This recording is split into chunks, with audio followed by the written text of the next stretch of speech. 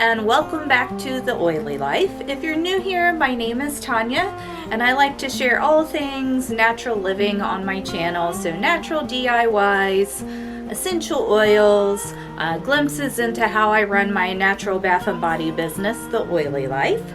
And then today's video, I'm going to be showing you how I made this white tea and French green clay soap. It is an unscented soap. Unscented soap does not have to be boring. I'm really happy with how this soap turned out. It also is a goat's milk soap. So lots of fun additives in this one, and I hope you enjoy seeing how I made this soap. Alright, so the first part of our white tea soap that we're doing is getting our lye water ready. So I just have some sodium lactate in my container here. And then I have some white tea that I've frozen. I'm gonna pop those out and add them to my container over here. And you do, when you're doing something like tea in a soap, want to freeze it beforehand if you're using it in your lye water, just to help keep it from scorching. Now even with this being frozen, once I add the lye, it's still gonna kind of turn a pretty awesome color and get a little bit of an odor, but the odor tends to go away as the soap actually cures. Get my last one out here. Now I'm just gonna set this off to the side. And you can see it right there. And then we're gonna go ahead and add in our lye just a little bit at a time. And let that kind of start working together.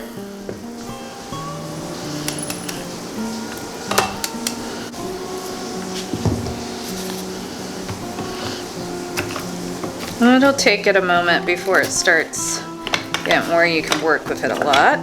Alright, so all of the ice cubes are melted. Now I'm just stirring to get the rest of the lye dissolved. So it's a pretty quick process. Alright, so we have the lye water all blended together, so we're going to set this off to the side. And now we're going to work with our oils some. So I have all of my batch oils melted down here. And to this, we are going to add a tablespoon of goat milk powder, a heaping tablespoon. And then for the coloring, we're adding, and for, you know, the other benefits and the slip feeling it adds,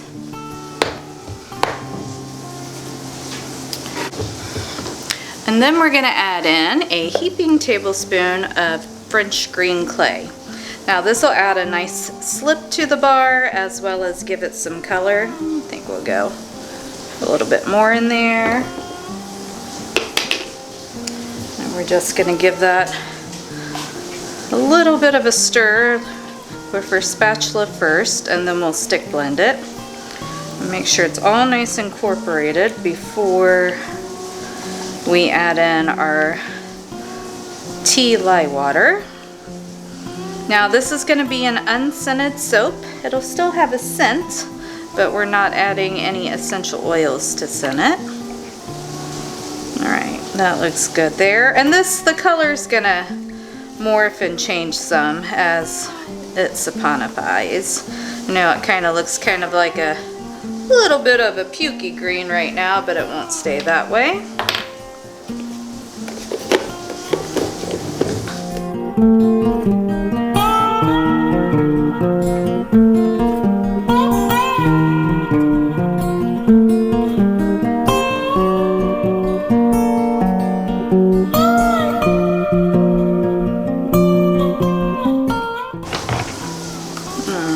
I think that looks good there. We're just going to let this set for a minute and then we'll get our lye water poured in. Now let's get the lye water poured in.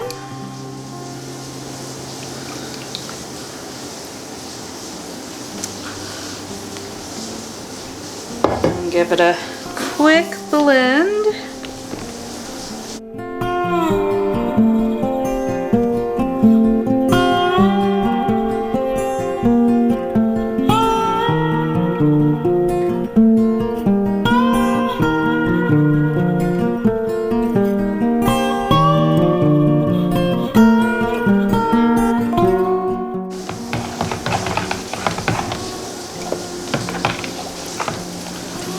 just gonna stir it the rest of the way by hand.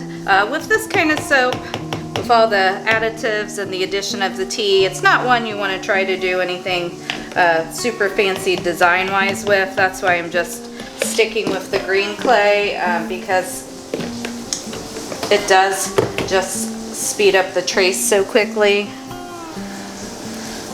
You just don't really have time to get much of a swirl or anything like that. But I do want to make sure I get all of that lye water incorporated. That way we have a really nice bar here, and also have even color throughout. Want to get everything scraped off the sides, make sure that's all incorporated. You can see when I just went around the sides there, that brought a lot more of the orange in. So we know we need to blend it up a little more. So I'm just going to keep on stirring. Alright, I'm going to give it one more stick blend, and then we're going to pour into the mold.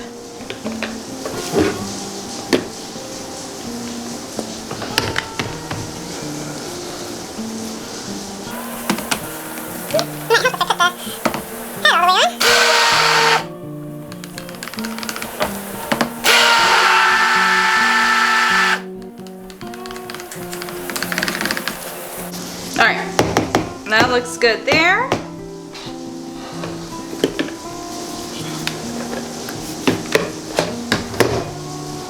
So we're gonna just set that off to the side.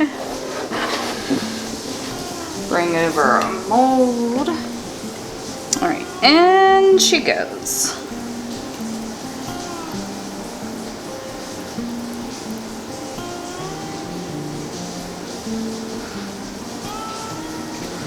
And I'm going to tap this down real quick. Alright, and then for the top, we're just going to scoop to the side here.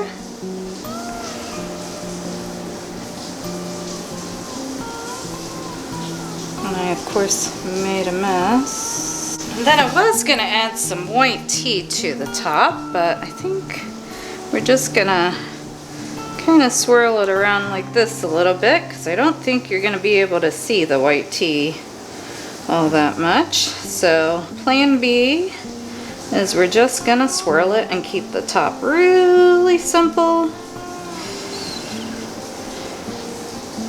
like that.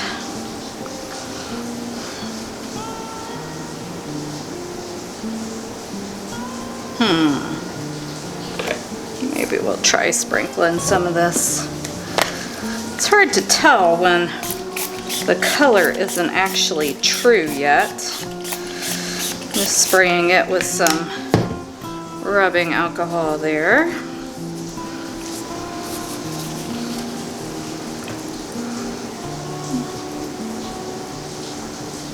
There, maybe we'll just kind of do that a little bit with the white tea.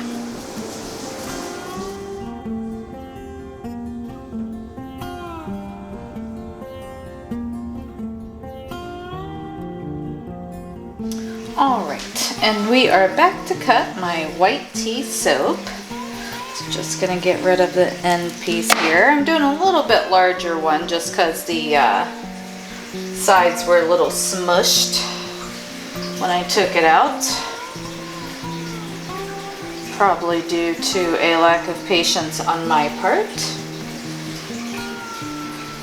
That's usually the case. But as you can see, the color is much better. It's kind of a nice muted green, like a clay. So it looks really nice. It's might discolor a little bit or still lighten a little bit, because you can see the edges are a lot lighter than the middle. So as the air hits it, it may lighten up some more. Like the nice simple top there, if it'll focus.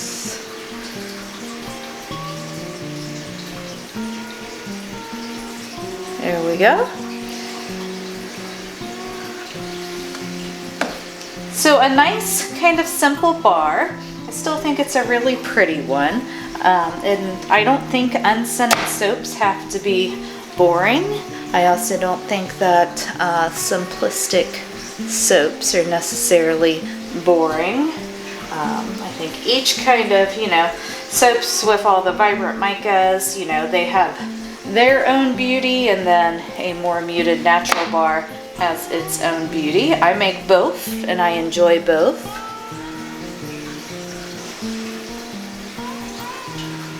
And then this bar still does have a scent in between, you know, the tea that we put in it and the different oils and butters. It's not a truly unscented bar. There's just no added fragrance or scent. And then just something to keep in mind with soap. All you can do is say that it cleanses. You can't say that your soaps have any other sort of properties. Now, white tea, you know, that has a lot of great antioxidants in it, and it does add to the lather of the bar. But, you know, with the saponification process and how it heats up, and, you know, there's a chemical change there, it's hard to say how much of those benefits remain. It's more, and it's a wash-off product, it's more how it makes the bar feel, in my opinion. Like the green clay, that, you know, does have a lot of great benefits on its own, but for a soap, it adds to the kind of the slip of the bar and how it feels on your skin more than anything.